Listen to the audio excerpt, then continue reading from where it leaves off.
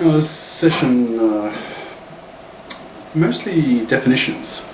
Now that we know what a configuration is and how one configuration yields the next one, we can move on, use that knowledge to define certain things. So, right. So here's a new concept. So the start configuration. What's that? Well, common sense is your configuration that you start with. So what would that include? Well, obviously you're in the start state, right? So you're in Q0. Where's your header? Well, it's positioned over the leftmost symbol of your input string. Okay, so call that input string W. String W. And so your configuration, the shorthand, will just be Q0W. Make sense? Be this, Q0W. There's no string to the left because you're at the header, the read-write head of the machine, your Turing machine, is over the leftmost symbol. There is no further left. It's not even blank. There's just no square there. That's the end of the tape. Okay.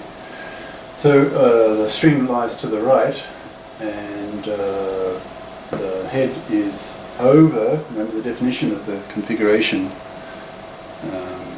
The head lies over the first, in other words, the left-hand symbol of your string. That's to the right of your Q. Well, so this head lies over the first symbol of W, the first symbol in your string W. Right? So you write it that way. So that's what a start configuration will look like. Right? That's your starting string on your tape, and that's the start state, Q0. So it'll be Q0W. All right? That's what I've just been saying here. Okay, so your first definition. A whole bunch of them this session. Okay, next one. Accepting configuration.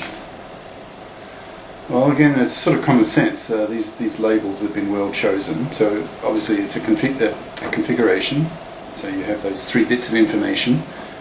The current state, the contents of the tape, and the position of the read-write head. Okay. Now, an accepting configuration will be where the state in those 3 bits of information is an accept state. Well, is the because Turing machine. Well, this version anyway. It's the state of the machine is in the accept state. Okay, so any configuration where that's true, where the state is the accept state, then that configuration is called an accept configuration. There may be many of them. Does that make sense? Well, anyway. Okay. Okay. So an accepting configuration. Now, rejecting configuration, another new term, pretty obvious, very similar to this one. It's just the state of the state in that configuration. In other words, the current state of the machine is Q reject. Okay. Now, so fourth term, you can aggregate these two, put them together, create a set of them. So you have now two categories of configurations: the accept configurations and the reject configurations, and collectively, generically, they are called halting configurations.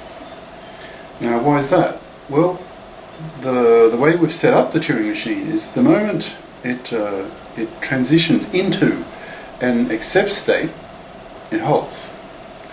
Or the moment it transitions into a reject, or the reject state, it halts. Okay. So all those configurations, whether they're accept configurations or reject configurations, collectively, those two sets, all those configurations, either one or the other, they are called halting configurations because the outcome is that the machine just halts, stops processing. Okay? And such configuration, a halting configuration, where the current state is either Q accept or Q reject, that configuration, a halting configuration, yields nothing. It doesn't yield anything because that's the end of the calculation. Right? It just stops. That's the way we've set up the Turing machine. Right? So it does not yield any further configurations. There is no further configuration. It stops. That's the nature of a Turing machine. Now we could have rewritten the transition rule to allow that. It's just a minor modification if you think about it. Instead of having Q here, you have Q dashed, and Q dash differs from Q in that the two states, Q accept and Q reject, that are in this one are not in that one. Okay.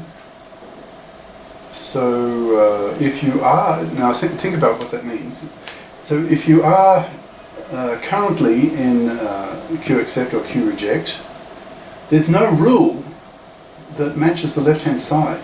If there's no rule, if there's no state in Q dashed, if Q dash does not contain that or that, then there's no rule would allow you to generate the next configuration because there's no matching. There's no ordered pair Q accept something that's in that set. Cannot be matched, and therefore it just stops and it dies. Okay, so it just stays there, which is what you want. So you could modify your formal definition of your Turing machine to do this. That's a possibility. And in fact, I put it down as homework.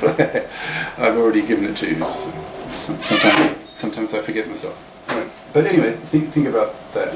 If you did not follow what I just said, have a try. Right? Okay. Now, when does a Turing machine accept a string? What's it doing? The sequences it goes through, the step by step. What's happening for a Turing machine to accept a string? What's it doing? Okay, so the machine, it accepts an input, your string W. It goes through a sequence of configurations. I'm just using the word configs. So it's writing an obvious shorthand. Okay, so the machine is going through a sequence of configurations. So it starts in C1, your start state, which would be this. Okay, so C1 would be your start state, and then C1 yields C2, C2 yields C3, ... until eventually you get to your final configuration, CK, and the state of CK will be Q accept. Does that make sense? Sort of common sense, really, right? So you've got conditions on this sequence of configurations. Right? So C1's the start configuration. It's got to be this. Makes sense, right? I mean, think physically. Don't worry so much about these abstractions and symbols. Just visualize what's going on with the machine. Right? It starts reading the first symbol on the left of your input string. Well, your string that's on the tape. That's initially on the tape. So it'll start reading the first symbol of your string W. Okay. So C1 has to be this. Right? Just think of it visually, physically, in a sense. All right. Now, each configuration yields the next one. Right. Sort of obvious. So CI will yield the next one, so I plus 1, which in turn, so therefore CI plus 1 will yield CI plus 2, and so on and so on and so on. Okay, so you get a whole sequence of these yieldings until finally you get to the last configuration. And remember, configuration consists of those three pieces of information. I keep saying it, but useful to know. The current state, the contents on the tape, and the third one, the position of the read-write head. Okay? That's a configuration.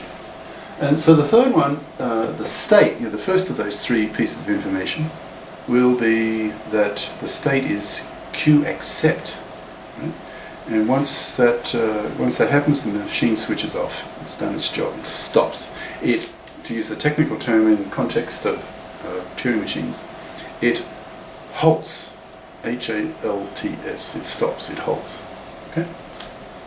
All right. Now some more definitions. The